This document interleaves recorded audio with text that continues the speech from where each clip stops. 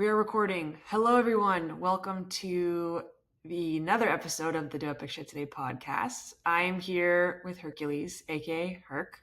How are you doing? I am very well. How are you? I'm doing swell. I've got my coffee. Hell yeah. Hell yeah. I was saying that Herc has the title of earliest podcast recording in the lovingest way. 6 a.m. people. Getting them up early. Yeah. I love it. But I was feeling like the sunrise is coming. It's quite lovely right now. This is a good vibe to have a podcast session in. But Love it. yeah. So I reached out to you for a couple things. One, your vulnerability on kind of achieving your goals and starting where you started a few years back to kind of pushing yourself to be the best version of yourself now. That was one of the reasons. Yes. And then the second one was your 30 at 30 challenge. Yeah, cool. Yeah. So talk to me about your 30 at 30 challenge. Yeah, so I turned 30 this year in February, and I don't know why, but as it was approaching 28, 29, I was very aware that I was turning 30, and I was kind of freaked out by it because I thought at 30, the house will be sorted, the kids will be running around, I'll be married, millionaire, all this stuff, because I think we are all idolize that and want that, but B, especially with social media, you see so many people that have it in a bit of a weird, distorted way that you sort of feel like that's where you need to be. And as I was approaching, I sort of realized that none of them things were going to happen. And then I kind of started to beat myself up about it.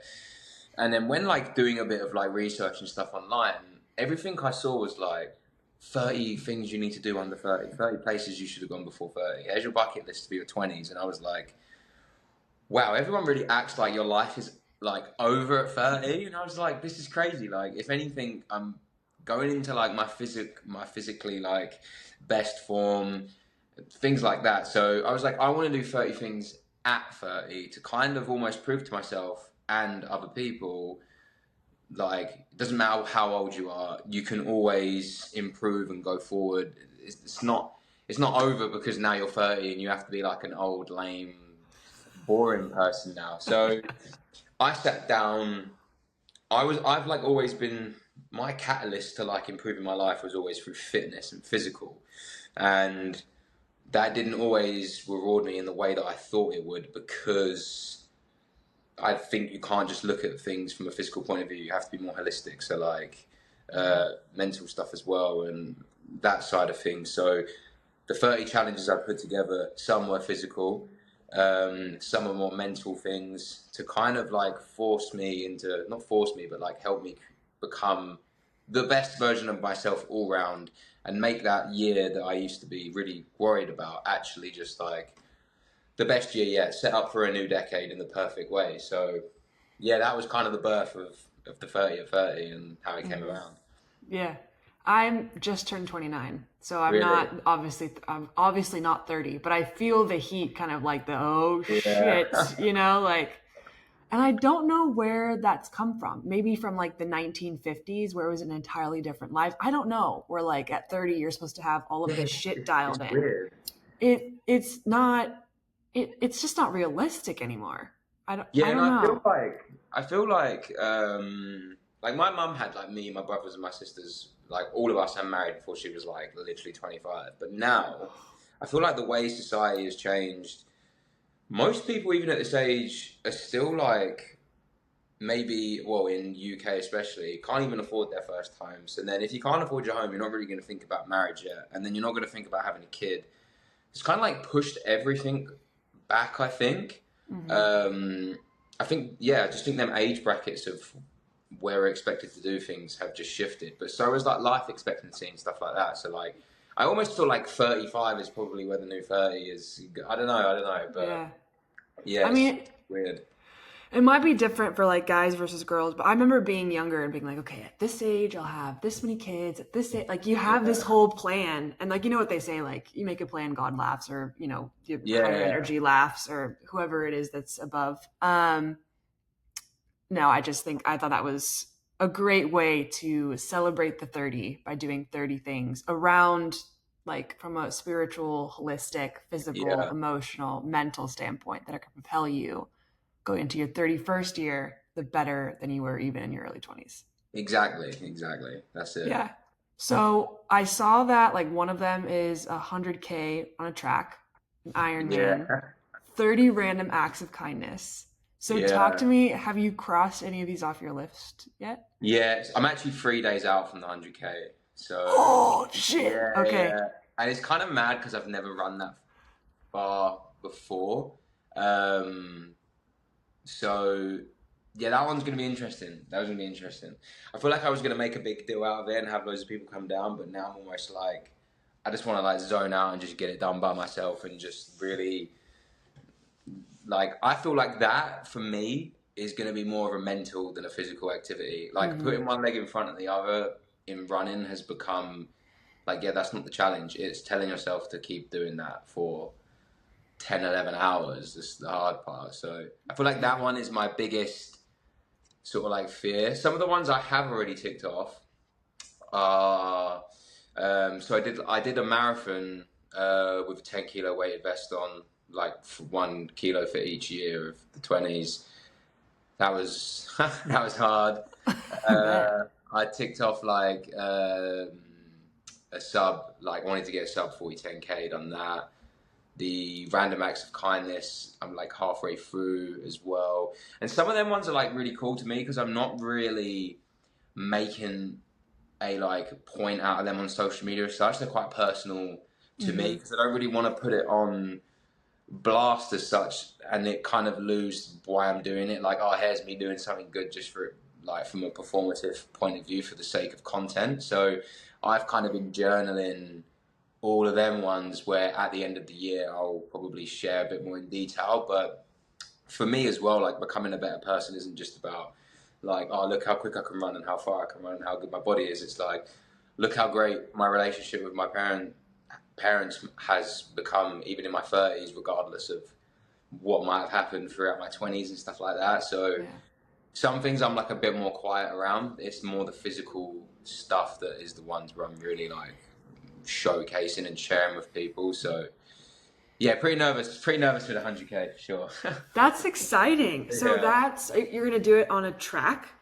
Yeah, it's a 400 meter, Shit, man. Okay. 250 laps. I did 50K, which was like the test. So just gotta do that twice. I mean yes. I mean 100K race is gonna be mental. I have one in October, but not around Yeah, sure. track because your change of scenery never changes. So do you have like a podcast list lined up or like music? Are you going no headphones? I feel like I'm just gonna raw dog it, just no headphones, Oh, okay. send it. Because I've realized like I get a little bit when I'm on long distance stuff like marathons now. Mm-hmm. Songs make me very aware of time, and I'm like, well, that was 4 minutes, that was 4 minutes, that song's three Oh, I minutes, and then see. I'm like, oh my god, time's going so slow. Whereas I feel like I'm just going to try and lose myself in that moment. And I really want to see what it opens up mentally as well, like without Mm-hmm. distractions, just like, who am I in this? Like, can I really deliver when time's right without any distractions? Just like, who am I going to be? Who am I Yeah. going to be at 75K? Am I the person I think Ooh. I'll be? Do you know what I mean? Like, for Yeah. that last half marathon, I know it's going to be different. And like, how is my character going to develop in that? And I kind of want to just let that happen. And I know it sounds really dramatic, but I kind of No, I feel you operate in a 100%. bit of a strange way. So I want to feel everything there is to feel really in that moment and just Mm-hmm. like take it in for sure. Yeah, Yeah, I usually run without. I'll put my headphones in just because it's LA. So you put your yeah, headphones in and you don't. If someone's yelling at you or there's some sort of something going on, it makes it sound like I can't hear them, but there's yeah, nothing playing. But I do for the same thing. It's all that transcendence journey, like what's going to yeah, pop up out of this run. Um, for sure.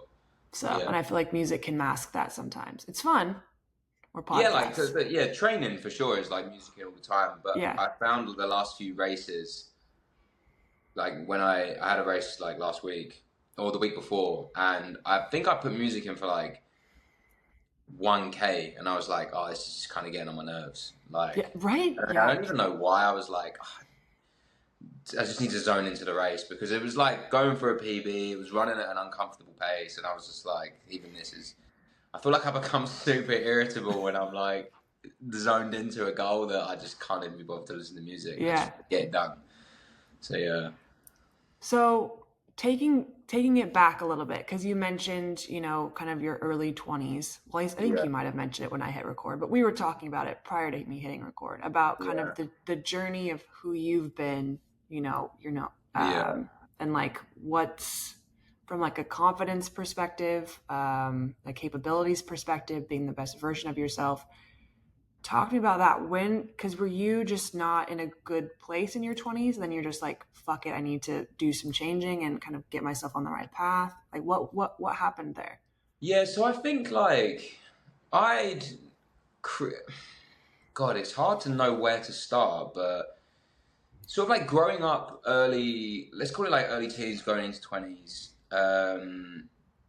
I was like a very uncomfortable and like unconfident man, because I had this very like why me mentality. I had like pretty poor relationships with a lot of people in my family at that time, from just some stuff that had happened when I was younger. And my thing was, the whole world is like against me. I'm not the issue. Everything. Why do my friends get like, I don't know, a car bought for them, or like, why is he naturally, athletic, and all these things. Like I wasn't really aware of the role that I was playing in my own suffering. So in my like early 20s, I was like very out of shape, overweight. I was in lots of debt. I was literally like living on friends and people's sofas at that time, doing jobs I hated. And I remember sort of having a moment of, wow, like existing in this reality, just like being this person, surely must be harder than like changing now, because this is such a miserable life that I've ended up creating for myself. And it was to the point where I was like picked on early for my name. Obviously, Hercules is not a very ordinary name. I went through some like health complications. I literally like rebranded myself to be like more English. So I like called myself Lee. I moved to school, and Lee was like this. He was like this front of, oh yeah, like I'm normal. I'm the same as everyone else. I want everyone to like me. I want to just fit in. I was doing things to get sort of acknowledgement off other people, and it literally got to the point where I didn't really know who I was, because, sorry, I feel like that plane might be really loud. It's okay. That's the Oh, you can ambiance. hear it? Okay, This cool. is the life of a Londoner. Yeah, for sure. So yeah, like I basically covered up my own identity, and in my early 20s, I was so lost, so confused about who I was, that I knew if I stay like this, I'm gonna be super uncomfortable. And yeah, that switch happened, and for me, it was the first thing I sort of leaned into was like fitness and training and getting in the gym and running, and then I realized like, wow, the power of just like moving for your confidence is crazy. Just going out and having a gym session and coming home and you're feeling better about yourself, and that small decision. Now I am like performing better at work, because I've got the chip on my shoulder has kind of got a bit smaller, and because I'm performing better at work, all of a sudden I come home and I've got a better attitude with the people around me, and then I have a better relationship there, and eventually things just kind of started to snowball for me, to a point where it was very up and down like throughout my 20s, but the further sort of like tail end of it, 27, 28, is when things like really clicked for me, and I become really sort of comfortable again with who I am, and accepting, even just small things like, this is my name, this is who I was born as, and just becoming a bit more comfortable in my own skin, for sure. I think in our 20s, it's like we think that it's the main act, and we should have everything figured out, and we need to know everything. And I think when you get to the end of it, you start to realize that that decade is like the rehearsal of life, and no one really knows what they're doing. No one is really that comfortable. Everyone's putting on, fronts and stuff. And I think when you figure that out and learn that, you realize that your suffering isn't unique to you. Everyone's kind of going through that same journey. So yeah, it was it was just a big learning curve for me, and it was really tough to be able to get out of that mental state of just self-sabotage in every avenue of my life. I think you have to take ownership of it at one point and realize you might have been dealt some pretty shit cards, but it's up to you to play the hand. Yeah. Sure. I think I'm not quite sure why people don't talk about their 20s as being, because to me I was very similar. You know, Yeah. 20 that's where you're like shit's supposed to go wrong. Like that's where Yeah. you're supposed to like figure out who you are, what you want, like at least as much as you can. I'm not saying that that stops once you're not in your 20s. But I feel like the 20s are like this glamorized like no, you're broke, you're figuring out like who you are as a human, what you want your impact to be, like who you are, like your values, all conflicting against with your friends, the societal pressure to fit it. Like it's not this glamorous clean, it's like this emotional fucking journey. And I don't think people talk about like Yeah. that being just like the growth that happens in your 20s is it's fucking nuts. Yeah, and I think that's that like perfectionist culture that like I think social media has played a role in, that everyone wants Yeah. to sort of portray things to be perfect. Like we all upload. Me back in the day anyway, before I was really making content, it was like I'd only upload on Instagram if it was like, oh, here's me on like holiday in my best outfit, like, oh, life's so good, and it's just a bit. It's really silly when you look back, to be honest. But I think there's two ways of looking at it. Some people just look at it and go, oh, I've made my 20s, or last year was just so many mistakes, and really it's just an archive. It's like a library of lessons. Yes. In fact, and you can't learn and develop and grow and become the person you want to be without making them anyway. So it's kind of like counterintuitive to want to be perfect. It's like just go out there and, you know, take risks now whilst you can. And I'm really big on encouraging people I speak to now that are younger than me, who are like, okay, I've messed up my job, I've messed up this, blah, blah, blah. And I'm like, good, great. Like it's a good thing, because now you can really figure out, you can take what you learn and figure out where you really want to go and all the rest of it. So it's just, yeah it's perception for sure on that kind of stuff. Yeah. I also really wanted to like call out and say thank you for how like you talk about confidence on your platform, because I think not I think, but I personally know, and I've heard from friends, you know, not advocates. What are they called? Not friends, but Acquaintances. Thank you. We're there. Here we go. Yeah. Acquaintances. That I think confidence, it's kind of a trajectory effect, like a snowball effect. You have confidence here. You're able to be yourself. By being yourself, it opens up more authentic doors being open, reiterate being authentic self. And so all of that. So when you were kind of going through and navigating your 20s and kind of redirecting yourself to being on the best path in order to be the best version of yourself, what was that confidence journey like? How did you build your confidence to be where you are now, where like you own the name Hercules? It is who you are, you know? It was basically that's quite it was like fake before it was real. Yeah. It was like synthetic before it was authentic. So it was like when I started my own company, for example, in sort of like my later, well, like 23, 24, I think I was, walking into like meetings, for example, with clients and stuff, just purely with a front. And I think people struggle to do that because it seems inauthentic, but you have to almost, to become something, you almost have to forward think and live, okay, who do I want to be and how would that person live?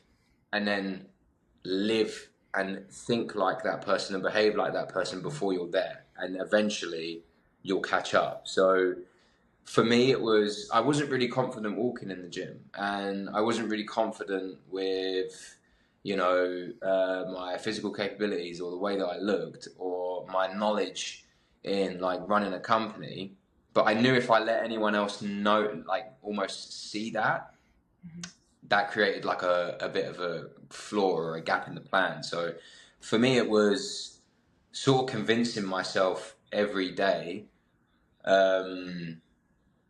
you can and you will become the man that you want to be. You might not be him now, but eventually, if you do this enough, you will become it. And I'm really big on. I don't really know necessarily, not to get too deep, but like what higher powers and stuff like that are. But I'm very big on like the idea of attracting things. And for me, when I was in this why me state, or why me, the bills kept coming through, the fines kept coming through, the cars kept breaking, all these things kept happening because I was looking for them. That was the state that I was in. But when I switched to, I can grow my own business, I can actually make money for myself, and I can get in good shape, and I can fix my, relationship with food and things like that. That life started to become a reality because I was looking for them things, and because I was open to them opportunities, they were coming. A lot of people think that it's luck, but I read once, it was like preparation is when luck meets opportunity. So it's like if you're not prepared and you're not sort of confident enough in yourself, when the opportunity arises, you're not available for it because you're too busy looking at all the negative in your life. So for me, it was definitely going, okay, there is a load of negative here, but what are the positives? What do we have that we can work with? And just like double down in on all of them and growing them. So people think the grass is greener on the other side all the time, but it's not. It's greener where you water it. And take that from someone that like sold everything and moved to Bali because like that's apparently the thing to do. Or, like went dating every weekend, or like got super shredded. And I've done it all. I have done it all. And every single time I was left miserable because I was never enjoying the journey. That's where the confidence is, in enjoying what you're doing, not just doing it for the end, sort of that 1% of the time at the end, like the one thing that you achieve. Because it's always very underwhelming when all your eggs are in that basket, for sure. Yeah. Have you heard the quote, the man who likes walking will go farther than the man who likes the destination? Yeah, it's like the perfect analogy for anything you do in life. And I genuinely believe if you do what you enjoy, of course you will be more confident because you will actually spend the time to learn things more and take it all in. And it's not like, if you do a job that you don't like, let's say you're selling, I don't know, whatever, stationery, you don't care about stationery, you're not going to spend your evenings watching podcasts on it and researching it. And if you do, because you want to get better at a job, you're going to hate it. And eventually you'll get the promotion and then you'll be like, oh yeah, wicked, great, cool. And you're really not enjoying any of your time. So, and that I think just spills into all your other aspects of your life, and you're not going to be a confident person because you're hating what you're doing. So I think confidence comes from finding your passions and just like double downing on them, for sure. Yeah. My mom always used to tell me, and she'd go, fake it till you make it. So fake your Yeah. confidence until you make your confidence. It becomes a natural thing. So fake it until you make it. From a confidence perspective, don't like fake a driver's license or something. But you're supposed to, similar to what you said, you behave how you want to be, and it's uncomfortable. And one of the things that you have that I've noticed a reoccurring theme is you're an advocate for the daily uncomfortable.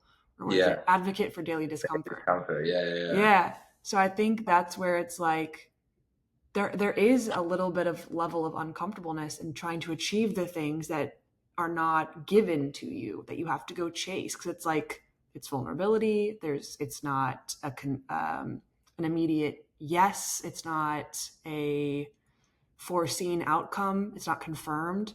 And so from that, like as an advocate for daily discomfort, is that kind of what that means to you, is kind of that confidence? Yeah, so it's like, take 2 weeks ago when I was like on that. So this is like the 10K race with Saucony. Yeah, you tell me about that. Yeah, and I was like at the start line, and I'm looking around, and I'm like right at the front, and I'm like, there was a point in my head where I was like, shit, I shouldn't be here with these people. And you look around, and that was a prime example of me just saying to myself, because it's quite interesting, right? In that race, in the first 200 meters, I swear to God, I nearly just quit.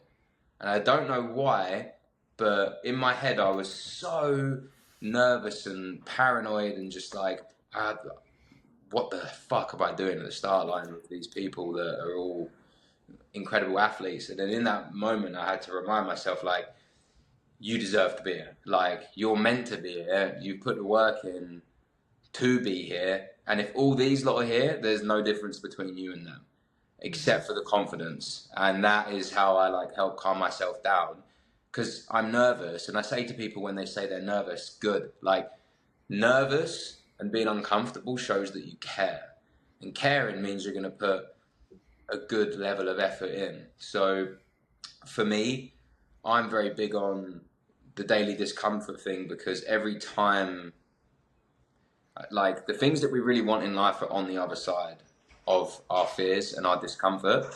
So I think when you lean into them and you actually go after them is when you finally get the rewards, right?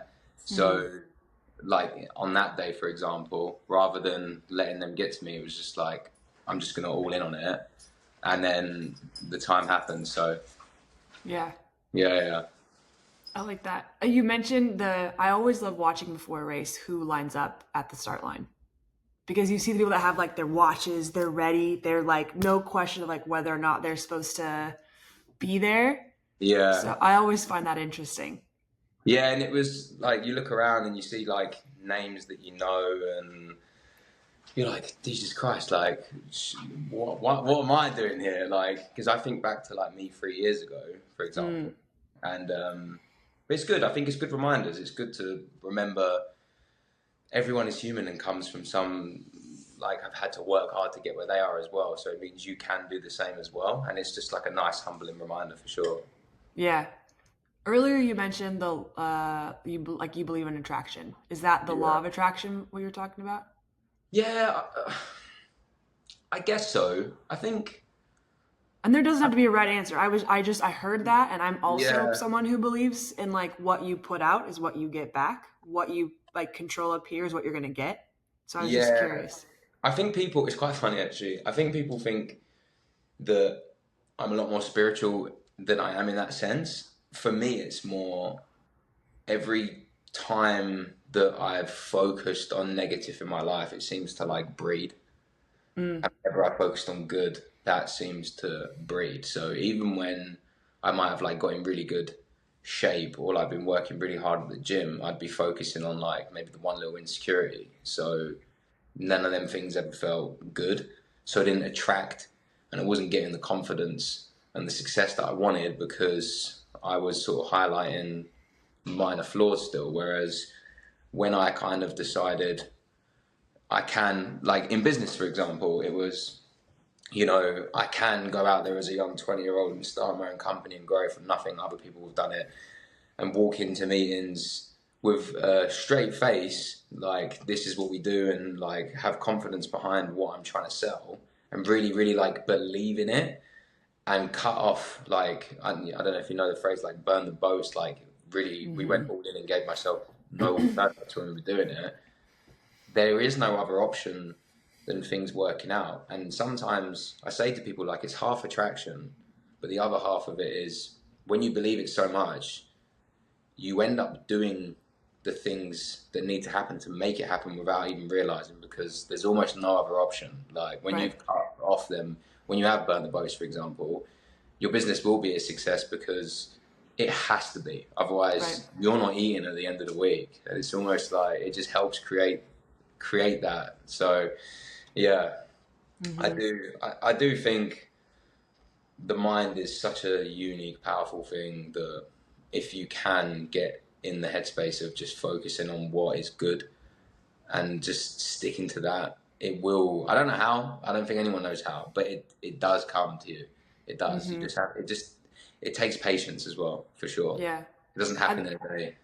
The mind to me is the most important over anything. Like if you have two people that have the body to run a 5-minute mile or a 4-minute mile, and I was just talking to Aaron, who I had on the podcast, and he's going for a sub 4 mile, and his mindset is like, I'm just going to show up, I'm going to be the best that I can be, I'm going to be a champion. And I was like, that mindset versus someone who's like, we'll see what happens today. Like, like the mindset there is like where it stops or where it starts. If you Yeah. don't have the mindset, you could have all of the tools that you need. You could have everything you want. If you don't have the mindset, you can actually do it. It's never going to happen.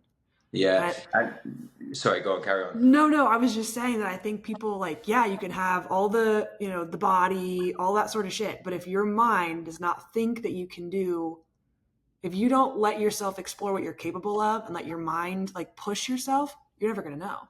Yeah, for sure. So. And there's like, I described this to someone before about race days and training and stuff. And it's the best way to get that mindset, I think, is knowing that you gave it your all in the build up when it comes to training. So like when I was going into that 10K, in my head, I was calmed by, I know that I have give 110%. So even if this goal and this time doesn't happen, I did the best I can, and that is actually all that matters. Like I couldn't have done more, and you can't do more than your best. The same with like, going for the sub 4 minute mile. As long as you know that you've given it everything, there's really nothing to lose at that point. So, and I think that's like one thing with me is like every single run to me in training, I'm nervous for. Like I'm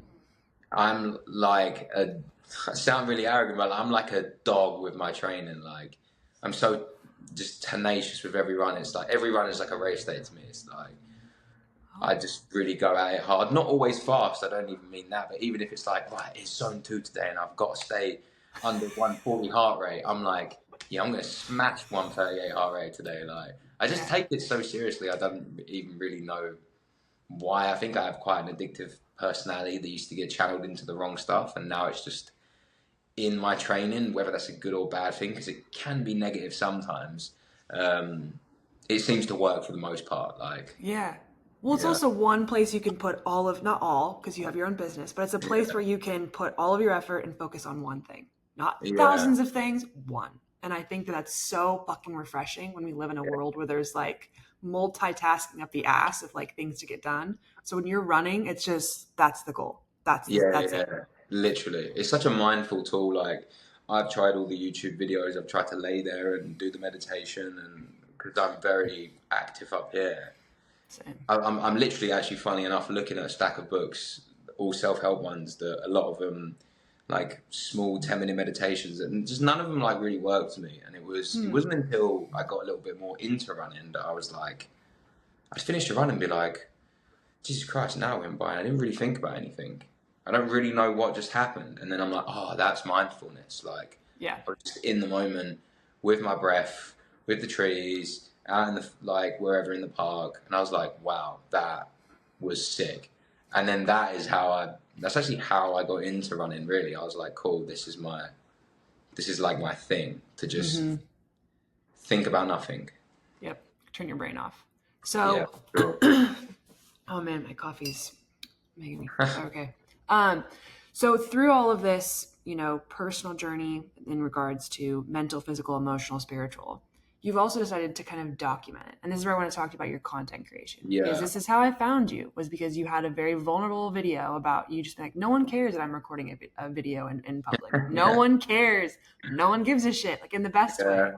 So talk to me about going through all of this. Because I think it's one thing to have, figuring all this out for yourself, but then take it upon yourself to share with the world to help others. Yeah, so when I originally started to take content a bit more seriously, I would pick up a phone and I'd like selfie, talk for like a minute and upload it raw, no edit, whatever. Just like chucking them on TikTok. And a couple of them started to do okay. And I was like, oh, I want to do this a little bit more. And the reason was, when I look at certain dudes, and I say dudes because like I'm just looking at my industry, and obviously I look at guys a bit more. I look at guys that kind of like have it figured out, and they've got their own business and they're doing well, and people are interviewing them and they're doing articles. I was like, when I was younger, like, oh man, I want to be like that, and I want to be this guy, and it'd be sick to live like that, and he's got it all figured out.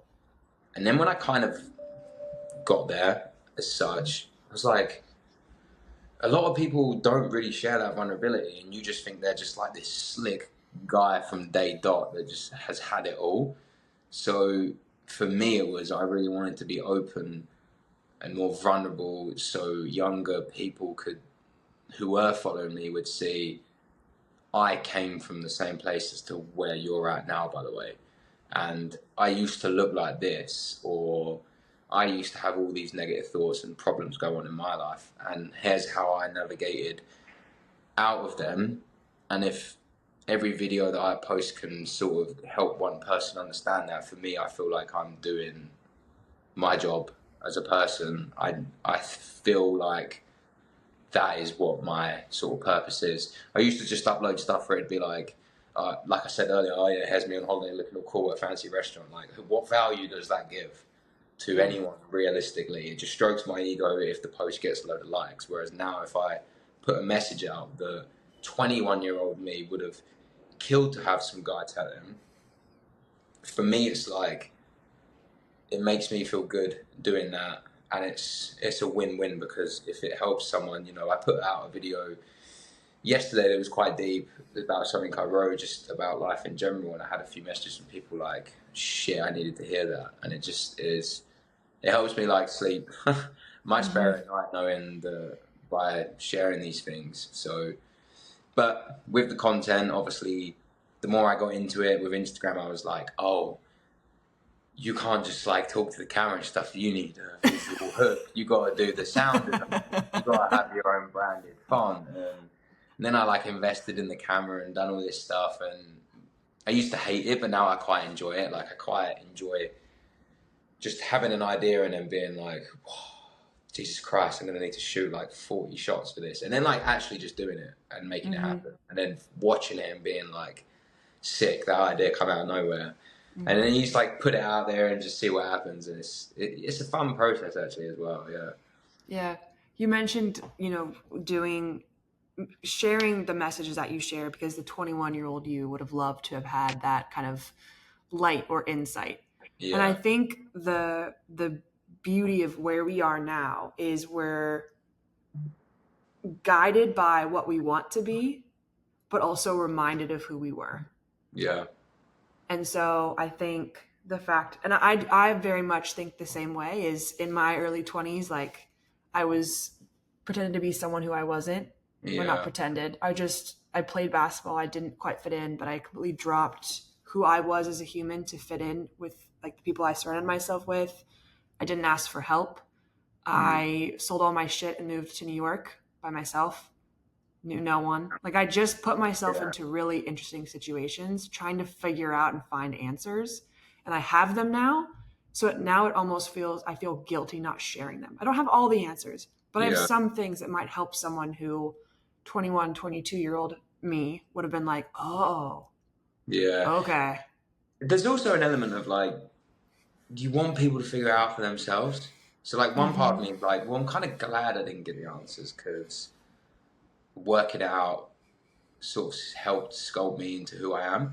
But it's more the thing that would have really driven it home for me was like, sometimes someone just being like, it's gonna be all right, mate. Like, it's gonna be fine. Calm down. That problem that you've got that you think is massive is actually very minuscule in the grand scheme of things. I look back at things I worried about at 21, like, you know, a couple £1,000 on a credit card that I couldn't really pay, being like, oh my God, like losing sleep over it. You look back now, you're like, it's almost funny. That you can get out of them holes, but when they're happening, you end up suffering way more in your imagination than the actual reality, because you've got all these worst case scenarios going on in your head, and you breed to them thoughts. And just having someone just to be like, yeah, I've done that as well, by the way, and it's all good, don't worry, chill, I think for me was the main thing, that by putting that out and helping people just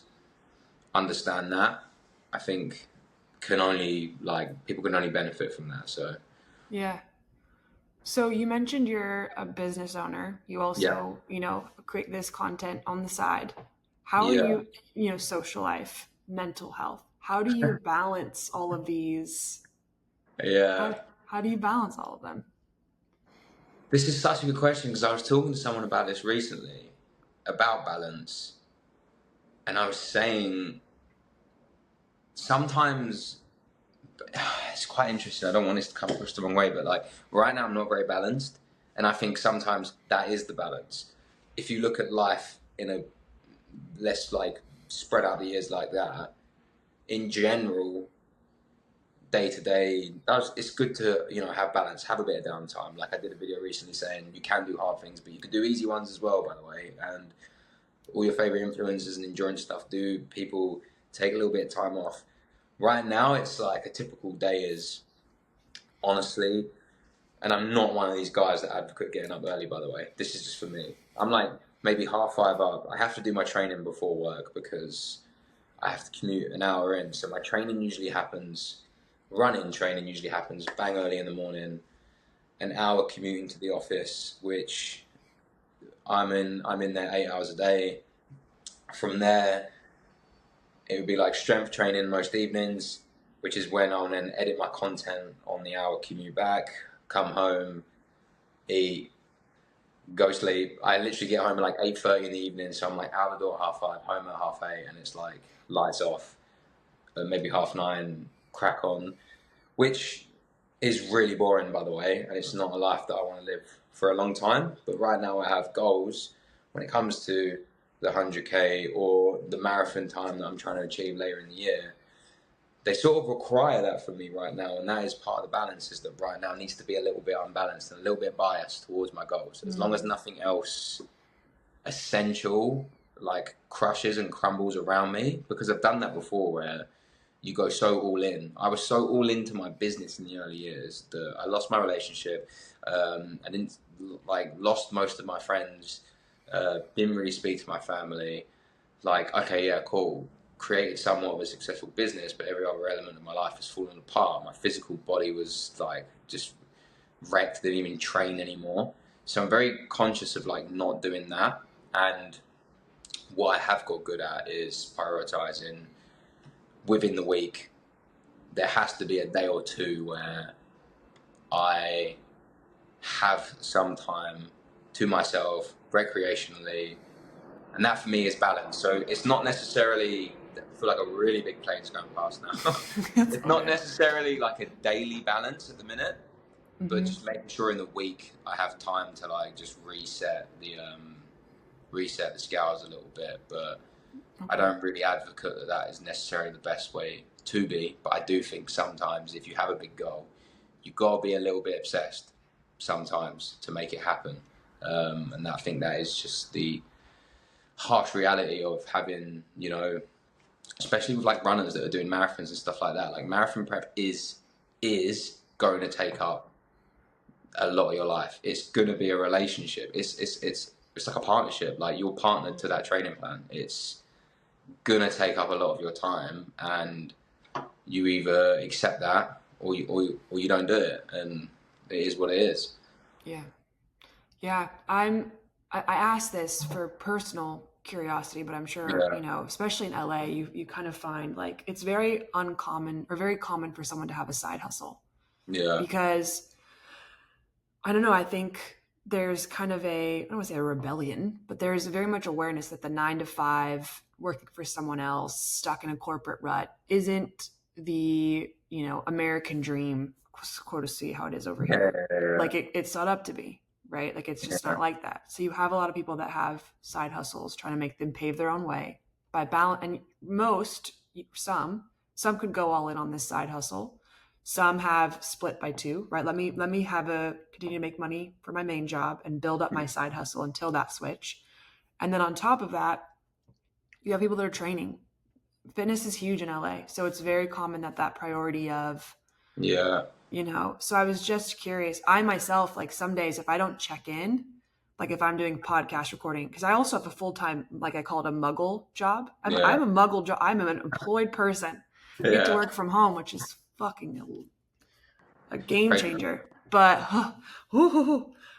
like balancing training the side business, a full business, relationships. I just got married, so my husband is my priority. So it's Congrats. just, thank you. So I was just curious from someone such as yourself who also is quite ambitious, how you balance it. But it is what you mentioned, like the beauty of balance isn't just looking at it day to day, but Yeah, I might need to be obsessed for a little bit here and then I'll come back. sure. And it's like then when the training block's finished, cool. Now Mm-hmm. you can take the holiday, catch up on your favorite series, whatever it is.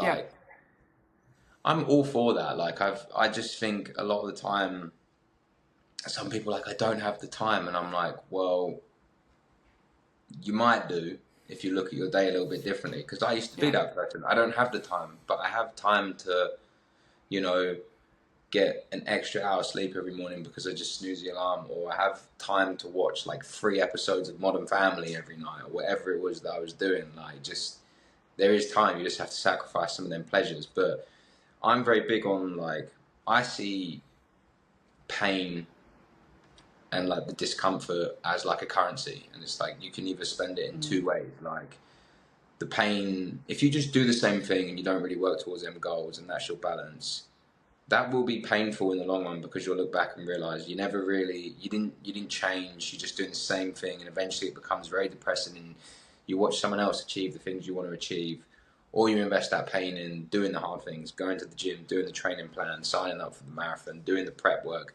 working on your side hustle.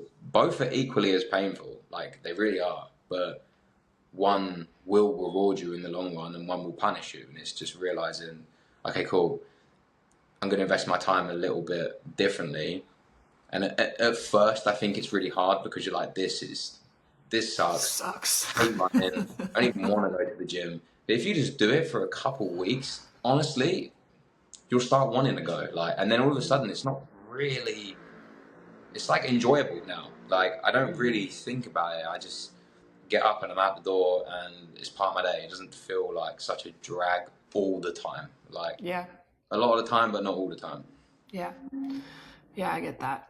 Okay, so last question, and then we'll go into rapid fire questions. Let me clear my throat for this. Okay, so when you hit a mental roadblock or a training roadblock, what are some things you do to help reset? Oh, that's a good question, actually. Thank you.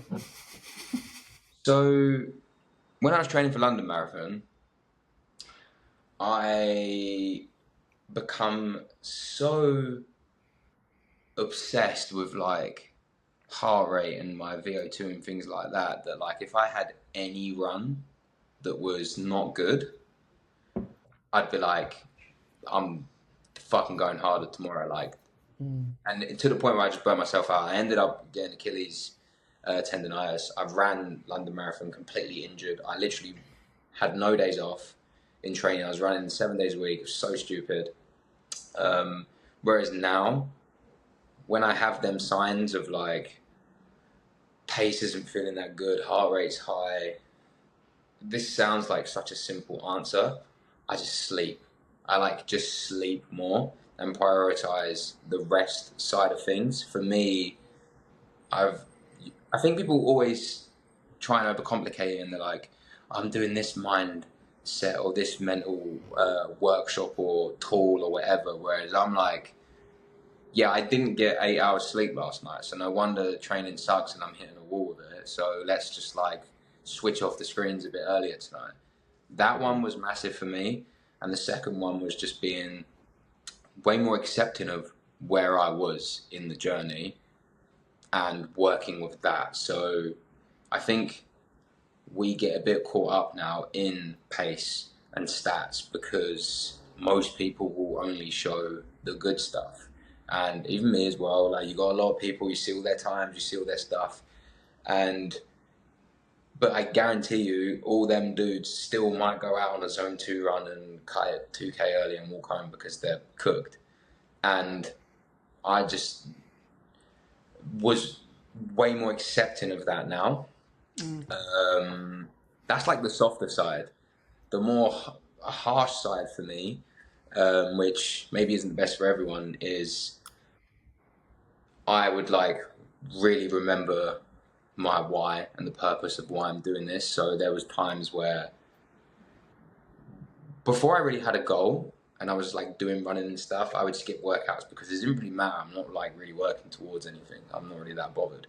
But having something in the diary, like a race or knowing where you want to go, I'm quite motivated from fear. Like, because I've gone down that path before and been a person I really don't want to be, that fear of becoming that person again motivates me. And it's quite a harsh motivation, actually, which I don't advocate necessarily for everyone, but I've looked at people in my life that were supposed to be role models for me that really weren't, and kind of my motivation is like, wow, I really don't want to end up like them. So like, get out there. And my rule now is like, don't miss anything twice.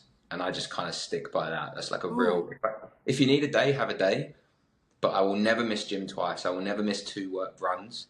I will never have 2 cheat days on my diet in a row. And that for me really works. Give yourself a breather if you need it one day. But when you do 2 in a row, it's becoming a habit, and a habit becomes a problem. So the 2 rule for me personally really works. Yeah. 2 in a row. I like it. That's a good rule to have, because I too, I think everyone does. We just don't talk about it. Is because the vulnerability is the balance we talked about earlier, but also the ruts are common. Ruts happen. Yeah. So how do you move forward, shake it off, and keep going? You know? Yeah. And so I like that. Don't you need a day, take one, but just don't do it twice. And that doesn't mean like, let's say your workout plan is 5 days a week. I'm not saying don't skip 2 days in a row. Like, don't skip 2 things in a row that you were supposed to do. So if you were supposed to go on Monday and Wednesday, if you missed Monday, don't miss Wednesday. Like, just try and not do that. But yeah, ruts are really, they're so common that they're part of the process. Yeah. And you actually almost have to take a bit of pride in, every time I've been in one recently, I say to myself, like, this is almost a good thing, because here is usually where strength is found. Like, when every workout's great and everything feels good, yeah, it's easy. This is like going to be the real measurement of your character. Like, who are you going to be now when you don't feel like doing them things? That's the difference between reaching your goal and not. So like, a rut is almost like here's an opportunity to prove to myself I can get back on my feet. But just don't rush. There's no need. Like, nothing's going to change if you have a couple days to yourself. Yeah. Just people, like, in the grand scheme of things, if you zoomed out on a year, 1 to 2 days out of the 365 is nothing. It's not even 1%. So I think you just need to remember that sometimes, that a rut I think it's perfect. Like, a lot of people want to ignore the uncomfortable things like that. Like, I did a piece of content yesterday that was around, like, one day you shut your eyes for the last time and that's it. And when that happens, do you think you're going to look back and go, I'm so proud that I did a job that I hated, or I never answered the phone to mum because I was always too busy, or like I never really chased my dream because I was scared of what people think, or all. And that for me is, we treat life like the certainty, when in fact the odds of living are mind-blowing, but the odds of death are certain. Like, death is the certain one. Like, that, not to get too deep, but like, everything good. Like, everything ending and you like ceasing to exist, that will definitely happen. But you living your life and doing all the things that you really want to do, that's the uncertainty. But we just live like, tomorrow's coming though, right? It's like, no, it's not. It won't one day. And if you had a minute to yourself before that was happening, can you honestly say to yourself that you can look back and go, yeah, I didn't let that fear hold me back? So people, I think, avoid fear, but by avoiding fear, you're just avoiding a better version of yourself. Like, if you turn your back on it, all you're doing is turning your back on what you could be. You just have to, fear is a great thing if you fuel it, and if you use it as fuel and use it in the right way, there's only growth on the other side of it for sure. Yeah. Whoo-hoo. That was good. That was real good. Oh man. Okay. Rapid fire questions. Let's go. Okay. And I reworded this question from my podcast session with Tommy Lewis. Sick question from Tommy. Nice. Okay. because I asked it wrong. How do you make your tea? My tea, okay. And tea as in a British cup of tea, right? Yeah, cool. Yes. Okay. Strong, tiny bit of milk. I like it strong. And this is going to be controversial, but I put a little bit of honey in it rather than sugar. Just a Okay. little squirt of honey, and that makes. Or if I don't have that, I would just not have sugar. So tiny bit of milk, super strong tea. Okay. We call See. it a builder's tea, which is like like a construction worker over here. We Yeah. call it builder. It's Okay. got like a builder's cup of tea is what you'd say in London, and they have like a really strong tea. Oh, just because they're getting up early, they need the caffeine type thing? They Okay, just okay, have a okay. hard hitting one, but no sugar for me. Not good. I'm not one of Oh. them guys, by the way. It's like only eat whole foods. I just don't have sugar in my tea. I don't have all my food off of a wooden plank, so don't worry. Oh, good. Uh, who is someone that you look to or for guidance or inspiration? Good question. My friend, I got a friend called Mo. Him, because there's two parts to this. And this isn't from an arrogant point of view. I've kind of made a point of not glamorizing big names too much because I feel that it separates me from them. I've always had the belief that I want to be on that level, and that if I idolize people too much, I'm kind of creating this relationship where like you guys are up there and I'm down here. So that's not really necessarily a good thing, but for me, it's just always been like I'm never going to look at what other people are doing too much. Mm-hmm.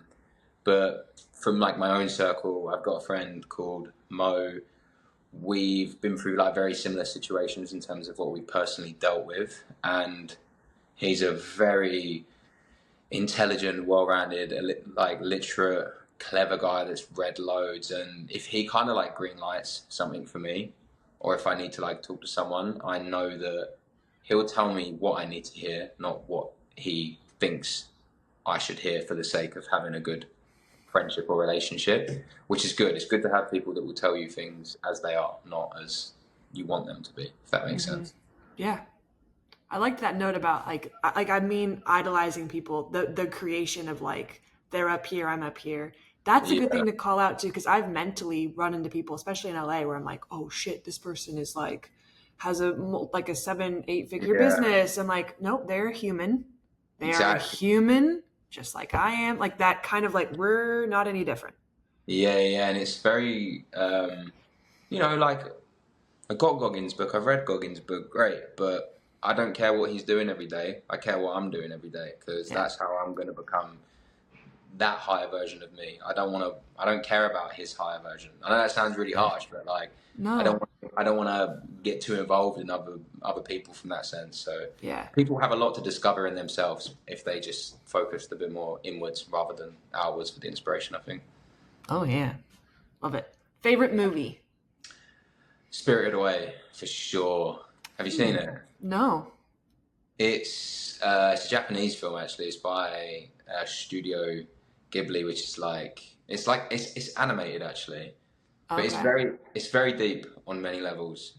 I recommend Okay. it highly. Is that what your Instagram profile picture is? No, that is anime. Oh, oh, That's okay. uh, that's a character from an anime called Naruto. I'm a bit of a nerd with No, anime. no, Yeah, I'm like not full nerdy. nerd. But I Spirited think Away is not too nerdy. It's like they do like West End musicals on it and stuff like that. It's a very okay, famous. It's a great film if you haven't seen it. I recommend it. okay. I'll definitely add that to my list for sure. Okay, what is one thing you want listeners to know about you? This is a good one. Thank you. One thing I'd want listeners to know about me that despite like I've come on here with a bit of a smile for this whole conversation and probably come across like, wow, okay, yeah, like he's got some good knowledge. I literally last week probably had one of the biggest stressful moments of my life where even as a man in my 30s, I was like, I just want to scream and cry. And the reason I'm saying that is because take everything I think you see with a pinch of salt and the people that you listen to, and like we literally were just saying, no matter what happens, it's normal to have rust, normal to have down days. I have them regularly. I'm sure you do.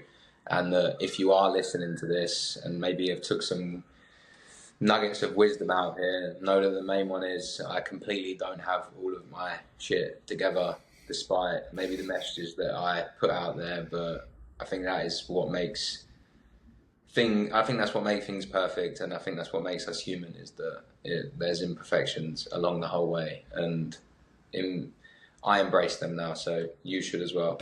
Yeah. That was mic drop. Yeah. Okay, what are 3 things you're grateful for? Oof, 3 things I'm grateful for. 3 things I'm grateful for. Number 1 would be that I have full movement in every joint and everything in my body. Like for sure, I've got like all my limbs, all my health is like super good, and that's amazing. Number 2 would have to be, what am I grateful for? Not to sound like cliche and a bit corny, but like probably in the last 12 months, like running in general and the community. A lot of people are like, oh, running's getting popular now, or culture vultures, but I'm like, it's great. More run clubs. I'm meeting like loads of people. We're having a conversation, and I think, you know, it's such a beautiful community that I've been introduced to so many rad people in this game already, which I'm super grateful for, and the opportunities that have come from the people I want to have met. I've never been so involved in a sport or an activity where everyone wants you to do well as well. It's not like a dog eat dog in this game. It's everyone is like a winner when it comes to race days and stuff like that. So love that. And the last one would be, what else am I grateful for? I'm going to say like my partner, Dee. She's like the most insanely supportive person I've ever met in my life. Like down to the T, every single part of what I need, and I like really wouldn't have achieved half the things I've achieved without her, like 100%. Like helps with she works full time as well, and she's got a heavy career, but like always helping with like my diet, my cooking. She's at every race, she's like cheering me on, like no matter what's going on, she'll like 100% have my back. And having people in your corner like that is, don't take it for granted. It's so powerful to have people that she believes in me when I don't believe in myself, and that is what keeps me going sometimes, for sure. Aw, shout out to D. Yeah, shout out to D. Shout out to D. Shout Oh out to yeah. Yeah, I love it. Well, that's the podcast. That was it. You crushed it.